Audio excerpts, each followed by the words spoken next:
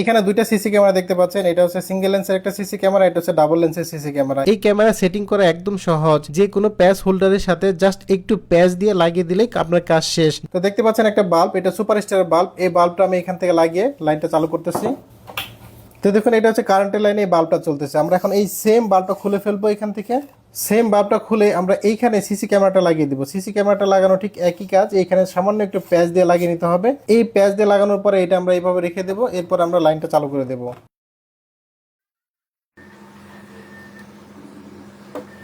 তা আশা করছি বুঝতে পেরেছেন, এই সিসি ক্যামেরাগুলো যে কোনো বাল্বের হোল্ডারে লাগানো যায় এবং বাল্বের হোল্ডার থেকে এই সিসি ক্যামেরাগুলো চলবে। এই সিসি ক্যামেরাগুলোতে কিন্তু মোশন সেন্সর আছে, মানে এই ক্যামেরার সামনে যদি কোনো মানুষ চলে আসে তাহলে কিন্তু ক্যামেরাটা কিন্তু নড়াচড়া করে ওই মানুষের দিকে ফোকাস করে। সিসি ক্যামেরাতে আর কি কি সুবিধা আছে? ভয়েস কন্ট্রোল সুবিধা আছে, এই স্পিকার থেকে কিন্তু আপনার কথা শোনা যাবে, আবার এখান থেকে একটা মাইক্রোফোনও আছে, এখান থেকে আপনি কথা বলতেও পারবেন। মানে সিসি ক্যামেরা দিয়ে কথা বলা যাবে, আবার কথা শোনাও যাবে।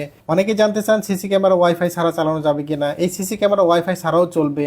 আবার যদি আপনি ওয়াইফাই সাথে কানেক্ট করেন তাহলে আপনি দেশের বাইরে থেকেও দেখতে পারবেন। মানে আপনি দোকানে একটা ক্যামেরা লাগিয়েছেন, আপনি বাড়ি চলে গেছেন, ঢাকা চলে গেছেন, অথবা আপনি হানিমুনে চলে গেছেন, আপনি বাসে, ট্রেনে অথবা বিমানে বসেও কিন্তু দেখতে পারবেন যে সিসি ক্যামেরাতে আসলে কি হচ্ছে। এছাড়া এই সিসি ক্যামেরাতে যদি মেমোরি কার্ড ব্যবহার করেন, এই যে এখানে মেমোরি কার্ড লাগানোর ব্যবস্থা আছে, এই মেমোরি কার্ড ব্যবহার করলে আপনি কিন্তু টানা 24 ঘন্টা রেকর্ড করতে পারবেন এবং এই রেকর্ডটা টেনে টেনে দেখতেও পারবেন।